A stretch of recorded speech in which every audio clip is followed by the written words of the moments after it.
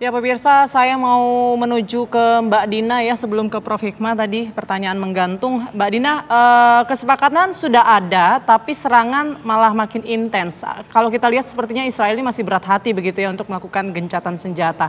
Nah apa sih Mbak sebenarnya poin-poin dalam kesepakatan tersebut dan bagaimana nanti fase gencatan senjata yang akan dilakukan di 19 Januari 2025 ini?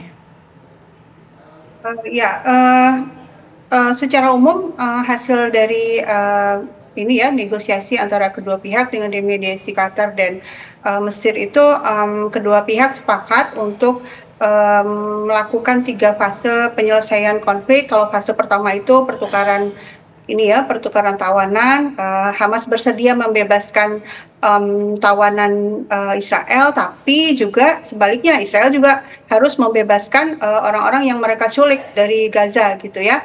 Dan kemudian juga Israel membolehkan para pengungsi untuk kembali ke rumah mereka masing-masing. Meskipun rumahnya sudah sebagian besar sudah hancur ya, tapi minimalnya mereka bisa melakukan sesuatu di tempatnya masing-masing, tidak lagi tinggal di tenda. Dan yang paling penting adalah penarikan pasukan Israel dari wilayah Gaza. Nah ini yang menurut saya ini sebenarnya poin yang memang diinginkan oleh Palestina. Makanya pihak Hamas dan milisi yang lain itu sangat menyambut baik terjadinya fase ini, terjadinya gencatan senjata ini gitu ya. Dan kemudian kalau di fase kedua itu memang secara detail belum disampaikan, tapi dijanjikan bahwa fase kedua akan dijalankan kalau fase pertama sudah terwujud. Nah masalahnya fase pertama ini gimana, dengan cara apa terwujud itu kayaknya masih tanda tanya besar gitu ya, karena sejak diumumkan sampai sekarang Israel masih terus membombardir Gaza, padahal di fase pertama itu janjinya adalah menghentikan serangan kan gitu ya. Dan kemudian kalau di fase kedua ya kelanjutan pembebasan sandera itu. Kalau di fase pertama hanya 33 sandera Israel yang akan dibebaskan, tapi di fase kedua nanti ditambah lagi dan seterusnya di fase ketiga itu juga ini ya masih kelanjutan, tapi pada intinya adalah menuju ke penghentian perang secara keseluruhan di fase ketiga itu. Tapi ini long way to go ya, masih panjang untuk mencapai ke sana. Kita tunggu fase pertama ini akan terjadi atau tidak gitu kan.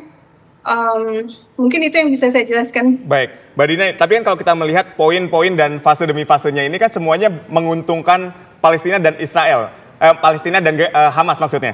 Nah, bagaimana tabiat dari Israel yang kita tahu sendiri ya, ketika ada sesuatu yang tidak menguntungkan mereka, ya mereka akan tolak, bahkan akan melanggar secara terang-terangan gitu. Anda menilainya seperti apa? Nah, justru itu masalahnya kan. Ketika sudah diumumkan ya oleh Qatar, itu Netanyahu tuh bilang gini, saya akan menunda rapat kabinet sampai Hamas berjanji akan mematuhi pasal-pasal itu. Loh kan Hamas sendiri sudah melakukan pengumuman ya, menyambut baik gencatan senjata dan menyatakan akan mengikutinya, dan itu juga didukung juga pernyataan serupa oleh kelompok-kelompok lain, misalnya PIJ atau PFLP. Nah, jadi belum itu Netanyahu sudah bikin ulah gitu ya, sudah mencari-cari alasan untuk tidak mematuhinya.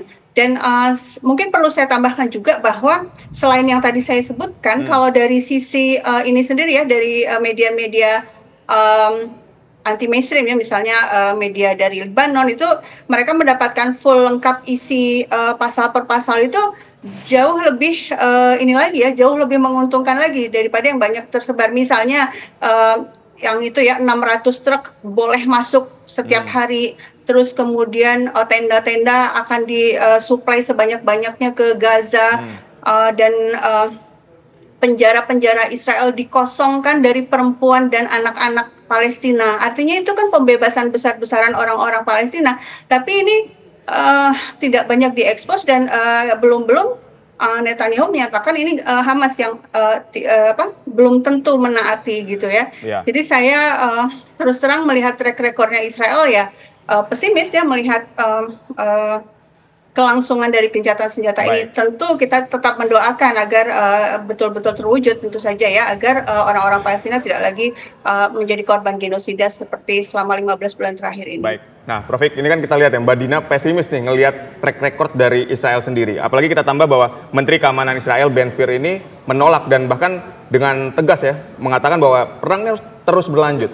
Nah, Anda melihatnya seperti apa? Saya melihat gini, ini faktor Amerika nih yang kita harus lihat, dan ini penting karena apa? Amerika menjadi mediator itu ada 2 tim, timnya Joe Biden dan timnya Donald Trump. Ya.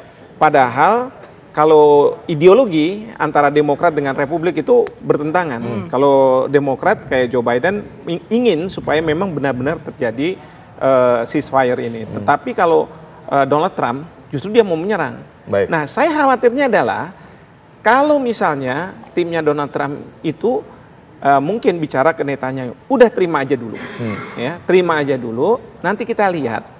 Dalam perjalanannya, mudah-mudahan Hamas melanggar. Kalau Hamas melanggar, Amerika punya alasan untuk masuk ke sana, membantu Israel. Dijanjikan seperti itu untuk apa? Membebaskan sandera-sandera itu.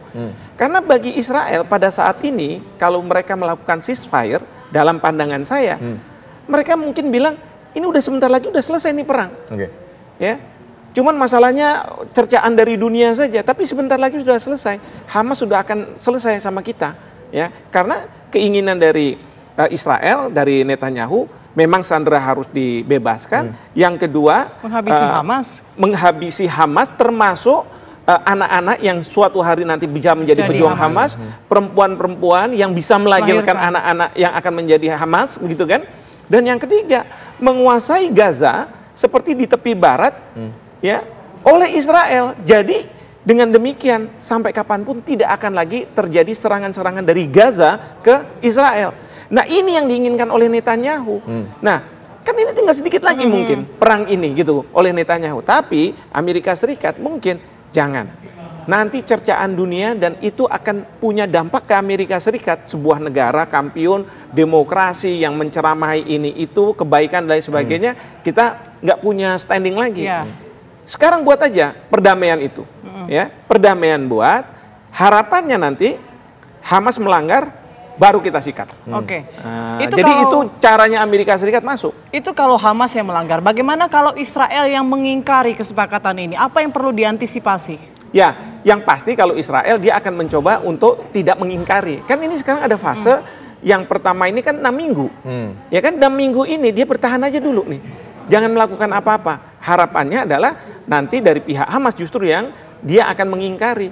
Karena akhir Desember kemarin Presiden Donald Trump mengatakan, kalau saya nanti menjadi presiden pada tanggal 20 Januari dan belum ada kesepakatan, maka saya akan serang kayak neraka katanya. Nah, ini yang menurut saya bahaya. Dan kalau kita tahu Donald Trump itu bisa yang dia ucapkan itu bisa terjadi. Dan itu akan mengakibatkan dunia akan terperanggah dan kemudian apa yang harus kita lakukan. Nah, sekarang kalau saya nih mudah-mudahan Bapak Presiden setuju, Presiden kita, sekarang kesempatan bagi Indonesia untuk masuk. Minta mandat dari Perserikatan Bangsa-Bangsa untuk kita melakukan peacekeeping, ya, menjaga perdamaian itu. Ya, untuk memastikan bahwa tidak ada pelanggaran-pelanggaran. Kalau sekarang pertanyaan saya, siapa yang akan melakukan perdamaian penjaga perdamaian ini, ceasefire ini? Kan nggak ada. PBB belum terlibat. Jadi segera saja, proaktif. Indonesia masuk mengambil peran di situ. Mengambil peran, hindari tindakan Amerika Serikat di bawah Donald Trump yang akan menyerang lebih hebat lagi Gaza. Terima kasih. Terkesan memaksa Hamas ya untuk menyepakati ini ya. Ya. Seperti itu. Baik, terima kasih Prof. Terima kasih juga Mbak Dina telah berdialog bersama kami. Sehat dan sukses selalu untuk semua.